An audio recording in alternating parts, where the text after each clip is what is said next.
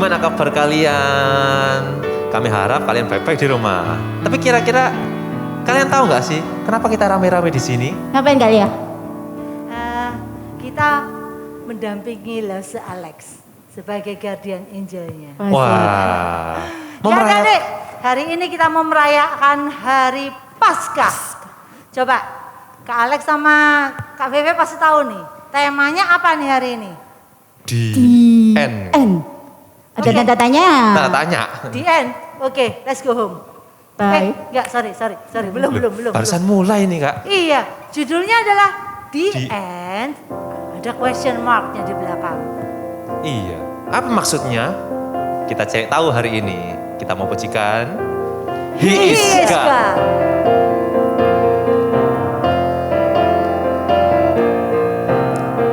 He is God,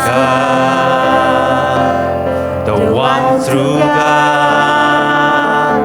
There's no doubt. I'm gonna shout it out. He is King, the one true King. There's no doubt. I'm gonna shout it out. Come and see what God has done. All the wonders under the sun. Come and see what God can do. He's alive in me and you. He's God, He's God. the one true God. One true God. There's no doubt. I'm gonna shout it out. He is King. He is King, He is King. the one true King. One true King. There's no doubt. I'm gonna shout it out. Come and see. Come and see what God has done. All the wonders under the sun. Come and see what God can do. He's alive in me and you. Come and see what God has done. Come and see what God has done. All the wonders under the sun. Come and see what God can do. He's alive in me and you. He's alive. In me and you. Doa pembukaan akan dibawakan oleh Kak Angel. Mari kita berdoa. Tuhan Yesus, terima kasih atas berkat pada hari ini sehingga kami boleh berkumpul di tempat ini untuk ibadah. Tuhan, sebentar lagi kami akan mulai ibadah kami, kiranya Tuhan yang sertai dari awal, pertengahan hingga akhir. Hanya di dalam nama Tuhan Yesus kami berdoa dan mengucap syukur. Amin. Amin. Guys, hari ini itu kan adalah hari Paskah. Tuhan Yesus sudah bangkit untuk kita semua. Sebab Tuhan Yesus adalah Tuhan yang ajaib. Dia adalah Raja yang mulia. Dia agung dan perkasa. Yuk kita sama-sama pujikan ajaib Kau Tuhan.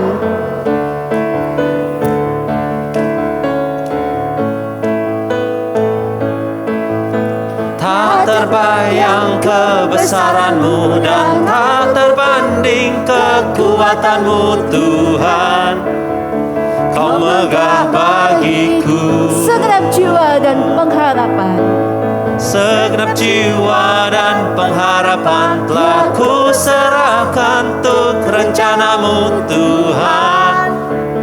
Kau Raja atasku, hanya Kau yang layak ditinggikan. Ajaib Kau Tuhan. Ajaib Kau Tuhan, agung dan perkasa.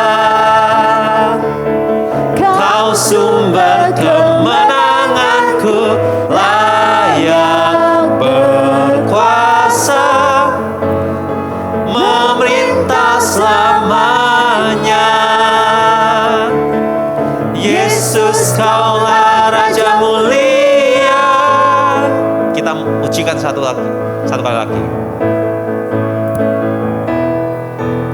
Tak terbayang kebesaran-Mu dan tak terbanding kekuatan-Mu Tuhan. Kau megah bagiku.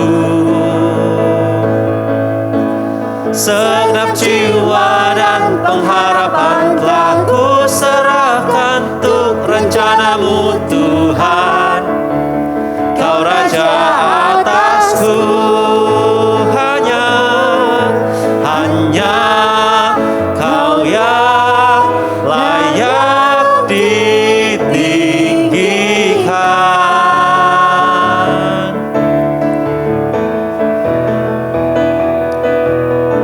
Ajaib Kau Tuhan, agung dan perkasa. Kau sumber kemenanganku, layak berkuasa, memerintah selamanya. Yesus, Kaulah Raja mulia. Ajaib Kau Tuhan, agung dan perkasa. Kau sumber kemenanganku, layak berkuasa, memerintah selamanya. Yesus, Kaulah Raja mulia.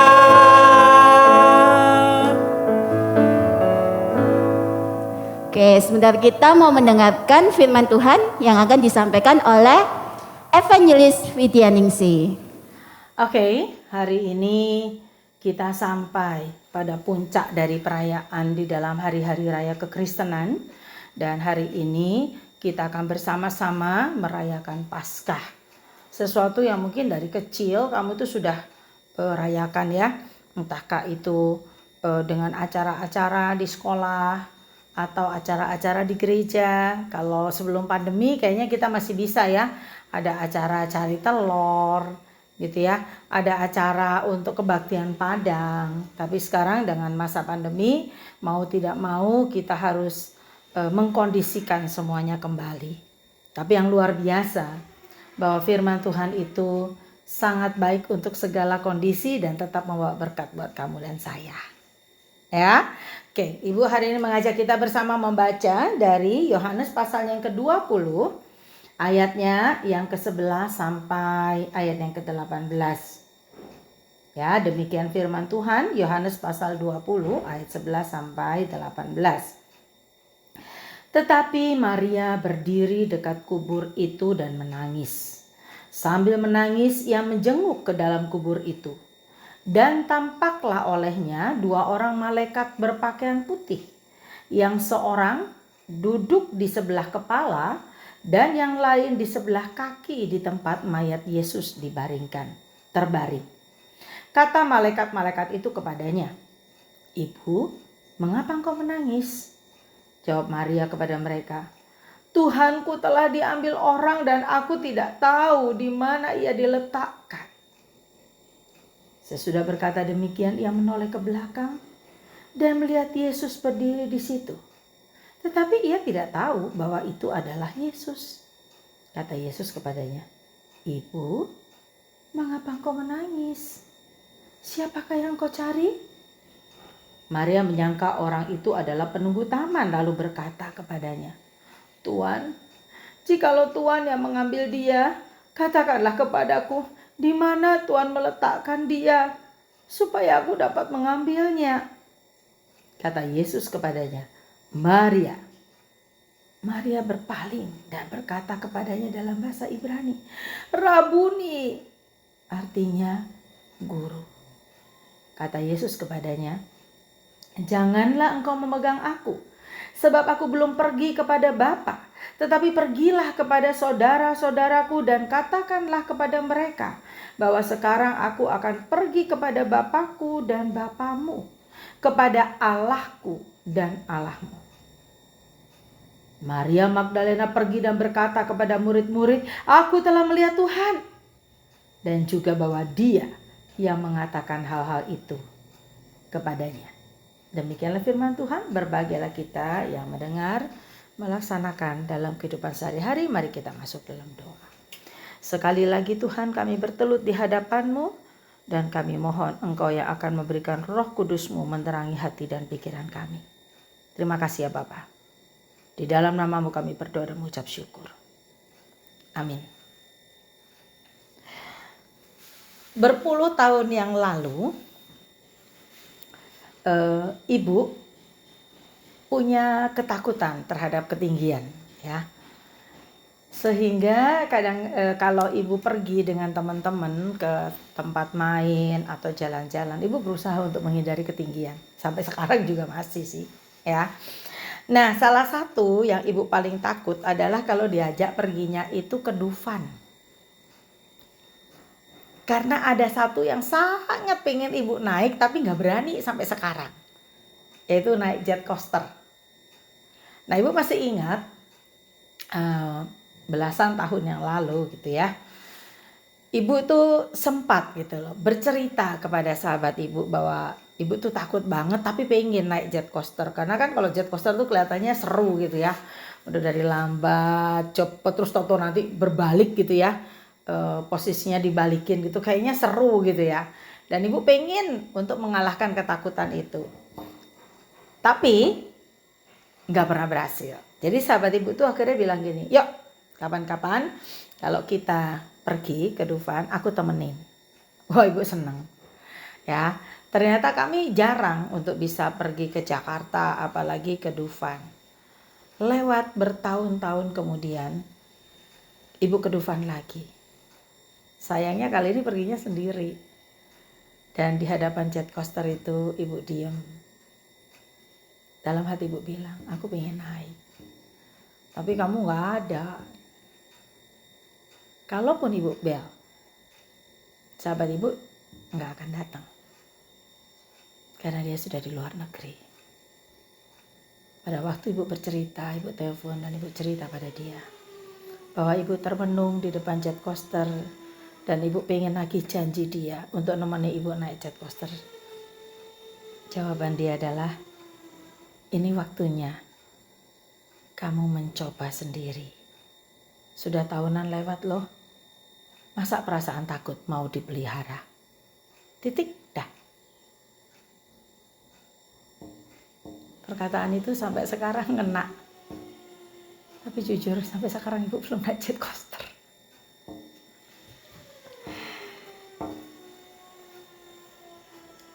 Ada banyak hal yang terjadi dalam kehidupan kita gitu ya. Tapi kita nggak bisa terus berpegang pada masa lalu. Pada hal-hal di masa lalu. Ibu nggak bisa berpegang pada rasa takut yang ibu alami, yang ibu rasakan. Ibu juga nggak bisa berpegang pada janji teman untuk bisa naik jet coaster. Mau sampai kapan? Nunggu ibu mau meninggal baru naik jet coaster gitu? Gara-gara nunggu dia datang? Gak bisa. Pada kenyataannya, ada titik-titik di mana dalam kehidupan kita tuh dipaksa stop dan mengambil langkah yang baru. Inilah yang terjadi pada Maria Magdalena. Pada bagian Yohanes pasal 20 ayat 11 sampai 18 yang tadi kita baca, ada 3 hal yang menarik perhatian ibu. 3 kata. Yang pertama adalah kata jangan terus berpegang.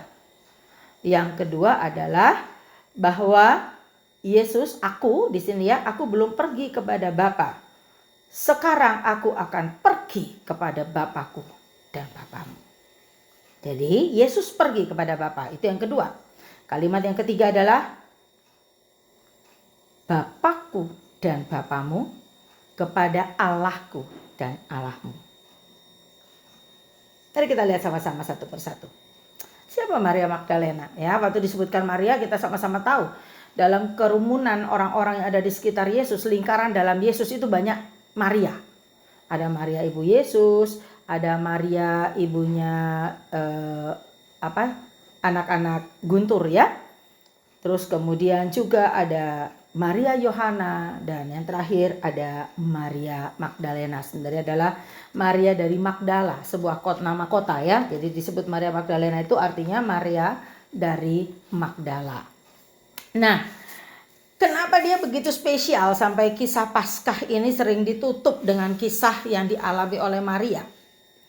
Karena memang Maria punya latar belakang yang luar biasa. Kalau kita sama-sama lihat, kita review kembali siapa dia. Dia adalah seorang perempuan yang dilepaskan dari 7 roh jahat yang ada di dalam diri dia. 1 roh jahat saja itu luar biasa untuk bisa mengusirnya keluar. Atau kalau istilah kita sekarang ditengking keluar. Kalau seseorang kerasukan roh itu setengah mati. Nah, Maria Magdalena ini bukan cuman dirasuki 1 roh, tapi 7 roh jahat di dalam dirinya. Sehingga dia seperti seseorang yang tidak mampu mengendalikan hidupnya sama sekali, dan hidupnya itu dikendalikan oleh roh jahat. Perempuan ini ketemu sama Yesus, perempuan ini tersungkur di kaki Yesus, dan Yesus membebaskan dia. Pada waktu orang-orang hendak mengambil batu untuk melempar dia sampai mati karena dia dianggap tinggal dengan lelaki yang bukan suaminya, Yesus menyelamatkannya.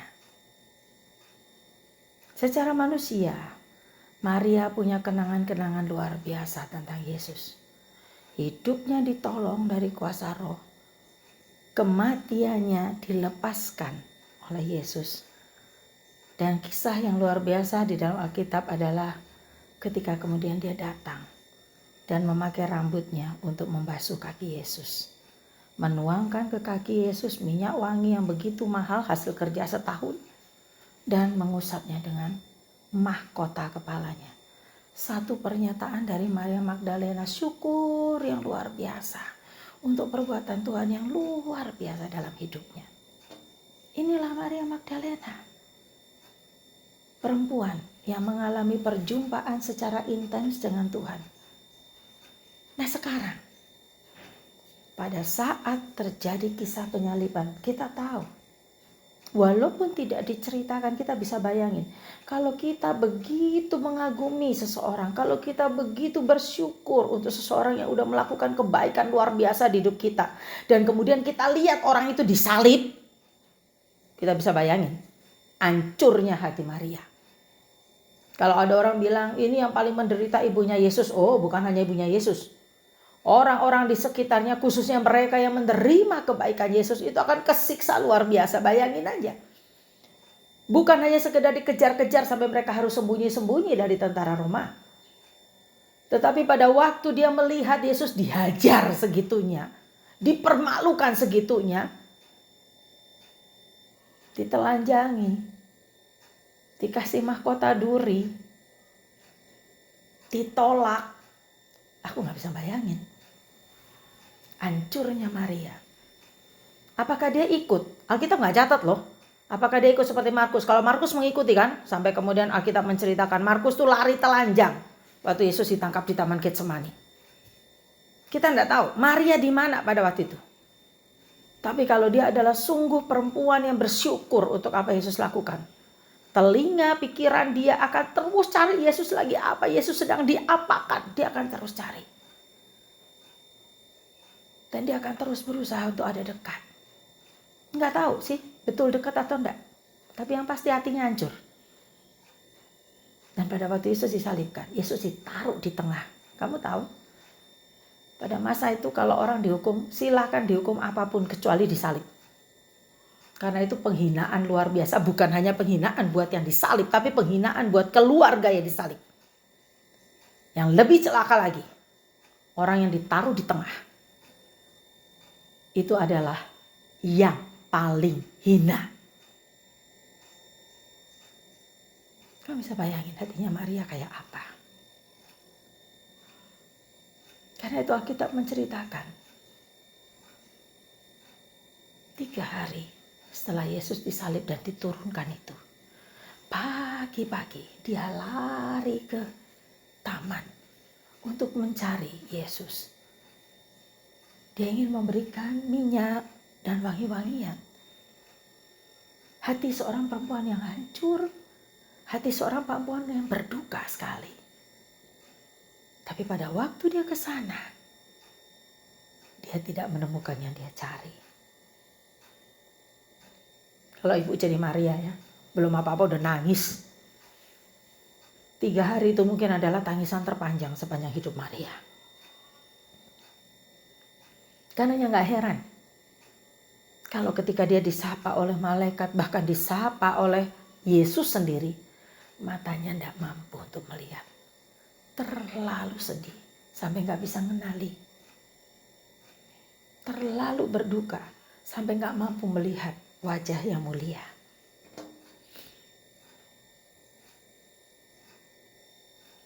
Dan pada waktu Yesus menyapa, keluar dari mulut Maria, begitu Yesus berkata, Maria, detik itu juga dia kenal itu suara Yesus, maka dia mengatakan, Rabuni. Sebuah pengakuan yang keluar secara tulus dari hati seorang perempuan yang gak ada apa-apanya. Seorang perempuan yang kerap kali dianggap lebih rendah dari budak pada zaman itu. Seorang perempuan yang hampir dihukum mati oleh orang-orang Israel yang dia kenal. Dan dia mengatakan Rabuni. Sebuah pengucapan yang mengatakan engkau guruku. Sebuah pengakuan bahwa Yesus adalah orang yang luar biasa dan yang sudah memberikan sesuatu yang luar biasa buat dia. Guruku, karena dalam pengertian guru di sana terkandung pengertian tuanku. Maria meletakkan dirinya sebagai seseorang yang betul-betul ada di bawah lindungan Tuhan. Pernyataannya mengungkapkan apa yang ada dalam isi hatinya. Tetapi pada waktu Yesus melihat semua emosi yang ada dalam diri Maria, dia menjawab dengan kalimat tegas, janganlah engkau memegang aku. Janganlah engkau memegang aku terus-menerus. Kalau dalam bahasa aslinya demikian. Sebenarnya sebuah pengungkapan dari Yesus bahwa aku tuh ngerti kamu Maria. Aku ngerti hatimu, aku ngerti hancurmu, aku ngerti kesedihanmu. Tapi jangan pegang aku terus-menerus. Lepaskan saya. Adik-adik juga teman-teman sekalian. Pada waktu kita bicara soal 7 perkataan salib beberapa waktu yang lalu sampai hari ini. Kita tuh diperhadapkan pada satu orang, satu sosok pribadi yang begitu mencintai kita luar biasa dan do everything for you and me. Lakukan semuanya sampai tuntas. Sehingga gak perlu tambahan apa-apa untuk kamu dan aku. Suatu saat bisa masuk surga. Gak perlu perbuatan baik. Gak perlu kamu memberikan persembahan banyak-banyak. Gak. Cuman kamu percaya aja. Bahwa di atas kayu salib Tuhan tanggung dosamu. Nah dia yang demikian luar biasa tuh ngatakan sama Maria. Jangan pegang aku terus-menerus. Stop untuk kagum. Stop untuk jadi penggemar. Stop untuk jadi pengikut setia. Kenapa disuruh stop? Karena Tuhan mau. Detik itu Maria berhenti. Berpegang pada masa lalu. Dan melangkah. Berhenti dari kenangan-kenangan indah. Di masa lalu perbuatan baik Tuhan dan sebagainya. Kekaguman dan dia dan rasa syukurnya. Sekarang disuruh berbalik. Tetap dengan rasa syukur tapi berbeda. Bukan dengan rasa syukur nangis-nangis. Tapi dengan rasa syukur karena saya sudah diberikan hal-hal yang luar biasa di masa lalu. Aku akan bertindak untuk masa depan. Tuhan Yesus bilang sama Maria, stop. Pegang aku terus-menerus. Sekarang bukan waktunya untuk jadi murid. Walaupun kamu sebut aku Rabuni. Tapi waktunya untuk mencari murid. Bukan waktunya untuk terus menunggu apa yang Tuhan katakan. Tapi kamu mengajarkan orang lain apa yang Tuhan sudah ajarkan. Maria disuruh berhenti dari kenangan masa lalu.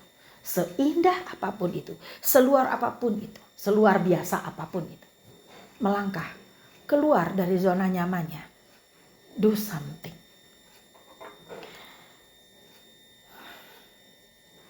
Adik-adik juga teman-teman sekalian. Ini adalah sebuah panggilan juga buat saya.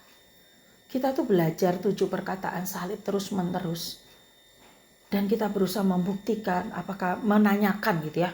Sejauh mana pembuktiannya Yesus tuh benar mati atau enggak, Yesus tuh ada dalam sejarah atau tidak. Terus kemudian Yesus tuh sungguh mati bagi saya atau enggak. Itu kita sudah paparin satu persatu. Kamu dibawa pada satu pengharapan dari para gurumu, para guru-guru sekolah minggumu untuk kamu melihat. Itu loh Yesus yang melakukan segala sesuatu yang hebat di masa lalu. Tapi berhenti sekarang. Pada titik Paskah justru kamu diminta untuk berhenti, stop. Titik Paskah adalah kamu berhenti dan melangkah. Sebenarnya kalau kita masuk ke perjanjian lama, Paskah itu dari kata Pesah ya. Paskah itu adalah sebuah peringatan terhadap apa yang sudah Tuhan lakukan di tanah Mesir. Waktu mereka keluar dari perbudakan, mereka terus dihalang-halangi oleh Firaun, maka kemudian Tuhan meminta mereka untuk menyembelih domba dan kemudian mengoleskan darahnya di pintu. Malam itu, di rumah-rumah yang tidak ada tanda olesan darah, malaikat maut datang menjemput anak-anak sulung. Tetapi untuk orang-orang Israel mereka lepas. Akhirnya esoknya mereka boleh keluar dari Mesir. Ada darah yang tercurah supaya mereka bisa melangkah. Nah, kita juga diminta untuk stop sekedar mengenang Tuhan baik, Tuhan ampuni, stop. Ada darah yang tercurah di atas kayu salib dan sekarang kamu dan saya punya tugas melangkah. Bukan sekedar bersyukur dan berterima kasih. Sebuah panggilan untuk bukan sekedar menjadi pengagum, tetapi menjadi seseorang yang menceritakan kembali semua yang kita alami. Supaya orang lain juga dibawa kepada Tuhan. Perkataan yang kedua adalah Yesus saat ini belum pergi tapi akan pergi kepada Bapa. Tujuannya itu jelas. Kita diberikan sebuah garis bawah. Yesus tidak mati di atas kayu salib. Tapi Yesus menyerahkan nyawanya. Yesus tidak mati seperti umumnya orang lain mati karena memang sudah waktunya mati. Tetapi dengan kerelaan yang luar biasa Yesus memberikan kembali nyawanya kepada Tuhan. Misi sudah tuntas. Finalitas Yesus terpenuhi. Dia pergi. Tetapi yang luar biasa, Yohanes kembali mengingatkan pada saat Yesus pergi. Yesus dengan jelas berkata sebelum penyaliban, Roh Kudus akan datang untuk menyertai. Karenanya pada kalimat ini, kembali Yesus ingatin Maria, gak usah takut. Aku tuh loh perginya jelas. Balik kepada yang memberikan misi. Misiku sudah tuntas. Relasimu yang rusak karena dosa dari Adam pertama sampai hari ini dituntaskan, dihubungkan kembali. Aku perginya jelas kepada Bapa yang ngasih misi. Dan ketika aku pergi dengan jelas pada yang memberikan misi, ingat Roh Kudus datang menemani kamu. Enggak sendiri. Kita akan tetap bisa melewati hari-hari kita. Bahkan Roh Kudus ini akan tinggal tetap di hati kita. Yesus pada waktu dia hidup, dia bisa pergi jalan sama murid-muridnya, besok enggak. Murid-muridnya di mana, dia di mana. Tapi pada waktu Roh Kudus hadir, Roh Kudus akan hadir terus-menerus 24 jam, sekian ratus, sekian ribu detik bersama kita. Mau kita tidur, mau kita makan, mau kita jalan, mau kita ngelamun, Roh Kudus ada di sana. Kita tidak dibiarkan sendiri itu dalam arti sesungguhnya. Jadi jangan pernah ya kalau kita nyanyi, aku nggak sendiri, tapi tetap rasa kesepian. Nah itu berarti something wrong sama kamu. Karena kalau Tuhan yang secara fisik bisa datang dan pergi ketika bersama muridnya, Roh Kudus tidak. Dia tinggal tetap. Jadi dengan kata lain dia berkata pada Maria, enggak usah bimbang. Aku loh gak pernah ninggalin kamu. Aku loh tetap bersama kamu. Lanjutin hidupmu. Lanjutin apa yang kamu lakukan. Tapi kamu gak sendiri. Jadi kalau hari ini kamu masih sering merasa lonely, kamu masih sering merasa gak ada siapa-siapa untuk aku share, Nggak ada siapa-siapa ketika aku mengalami depresi, ketika aku mengalami hal-hal pahit. Kamu perlu untuk evaluasi diri. Karena Tuhan bukan penipu, kita sama-sama tahu. Semua janji Tuhan yang begitu panjang, ribuan tahun aja dipenuhi. Apalagi janjinya untuk menyertai kita. Clear, jelas banget. Kita bisa melihatnya pada hidup guru-gurumu sekolah minggu. Kamu bisa lihat pada hidup papa mamamu yang mengenal Tuhan sampai memaksa kamu untuk ke sekolah minggu dan mengenal Tuhan. Yesus itu bukan cuma di ujung doa disebutin. Yesus itu nyata hadir 24 jam di rumahmu. Makanya mungkin kalau kamu ngelihat mamamu lagi sedih, dia bisa nyanyi atau mungkin dia cuma bisa berdoa tapi nggak bisa ngomong, dia cuma bisa sebut Yesus, Yesus sambil air matanya bercucuran. Karena Yesus itu begitu dekat. Nah kalau itu belum kamu rasakan, pertanyaannya kembali, apakah kamu sudah betul-betul iya dengan Yesus? Sehingga Roh Kudus itu akan iya jadi bagianmu.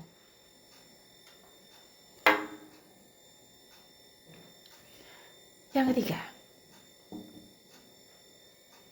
tujuan Yesus yang jelas mengingatkan bahwa kita dia akan menuju ke sana. Tapi pada kalimat yang ketiga, Bapa adalah Bapakku dan Bapamu, Allahku dan Allahmu. Itu menggarisbawahi secara ketat, secara kuat. Kepada siapa Yesus pergi, kepada pribadi itulah saya dan kamu akan pergi. Maria Magdalena akan pergi juga kepada pribadi itu. Pada waktu kamu masih dalam dosa, pada waktu kamu belum percaya sama Tuhan, pada waktu kamu adalah punyanya neraka, bagian dari neraka di masa depan, kamu gak mungkin punya tujuan yang sama dengan Tuhan. Kamu gak mungkin punya rumah yang sama dengan Tuhan. Kalau rumah itu adalah surga, kamu gak mungkin ke sana.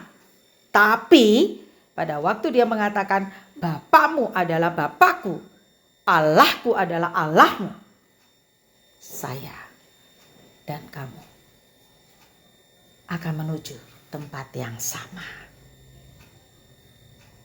Inilah akhir dari Paskah. Dan inilah keagungannya Paskah. Aku dan kamu kembali kepada Bapa. Urutan kuasanya dirubah. Pada waktu manusia diciptakan Allah, ada Allah menciptakan manusia, manusia menguasai bumi. Gara-gara dosa urutannya berubah. Allah menciptakan manusia dan dunia, tapi dunia menguasai manusia. Nah sekarang dibalikin lagi. Allah menciptakan manusia, manusia menguasai dunia. Allah mengambil semua kerendahan di atas kayu salib, kerendahan manusia di atas kayu salib, untuk memberikan kemuliaan dan segala-galanya bagi manusia di dalam Tuhan Yesus. Inilah Paskah. Pertanyaannya, Maria Magdalena disapa dan menuju jalan yang sama dengan Yesus. Kamu dan saya bagaimana? Mari kita berdoa. Bapa, terima kasih karena kami sudah mempelajari apa yang terkandung baik tersurat maupun tersirat di dalam kisah Maria Magdalena dalam perjumpaannya dengan Yesus. Bapa, tolong kami bukan sekedar mengagumi Engkau sebagai yang sudah melakukan segala sesuatunya buat kami, tetapi kami belajar melangkah, menyatakan apa yang kami rasakan, yang kami lihat di dalam kehidupan kami secara pribadi, supaya orang lain menyaksikan tentang Engkau melalui kami. Terima kasih Tuhan untuk teladan yang Tuhan sudah berikan, untuk perkataan yang luar biasa yang Tuhan titipkan melalui firman-Mu dan kami boleh mengerti. Engkau Allah dan Bapa kami. Berkati kami melangkah bersama-sama menyatakan tentang Engkau kepada dunia. Terima kasih ya Bapa. Sekali lagi kami bersyukur untuk karya-Mu di kayu salib. Terimalah kami sebagai bagian dari anak-anak-Mu, bagian yang suatu saat akan berkumpul dengan Engkau juga di surga. Dalam nama Yesus kami bersyukur memiliki Bapa seperti Engkau. Amin. Guys, kita akan meresponi firman Tuhan yang tadi sudah kita dengar. Kita akan berikan yang terbaik buat Tuhan. Kita berikan bejana untuk Tuhan. Dan kita nyanyikan alive, alive, alive forevermore. My Jesus is alive. Sama-sama kita nyanyikan. Alive, alive, alive forevermore. My Jesus is alive, alive forevermore. Alive, alive, alive forevermore. My Jesus is alive. Sing hallelujah, sing hallelujah. My Jesus is alive. Sing hallelujah, sing hallelujah. My Jesus is alive. Alive, alive. Alive, alive, alive forevermore. My Jesus is alive, alive forevermore. Alive, alive, alive forevermore. My Jesus is alive. Sing hallelujah, sing hallelujah. My Jesus is alive. Sing hallelujah, sing hallelujah. My Jesus is alive. Sing hallelujah, sing hallelujah. My Jesus is alive. Sing hallelujah, sing hallelujah. My Jesus is alive. Mari kita berdoa. Tuhan, terimalah persembahan kami Tuhan. Sebagai respon kami Tuhan, biarlah respon ini adalah respon yang dari dalam hati kami, sepenuh hati kami. Biarlah persembahan ini bisa berguna untuk memperluas kerajaan-Mu. Dan kami mau mengakhiri Tuhan ibadah ini, biarlah firman yang telah kami dengar ini bisa kami lakukan dalam kehidupan kami sehari-hari. Terima kasih Tuhan, dalam nama Tuhan Yesus kami berdoa. Amin. Guys, ibadah Paskah kita sudah selesai. Tapi jangan lupa kita ketemu lagi next week. Okay? See you next week. See you next week. God bless you. And Selamat Paskah.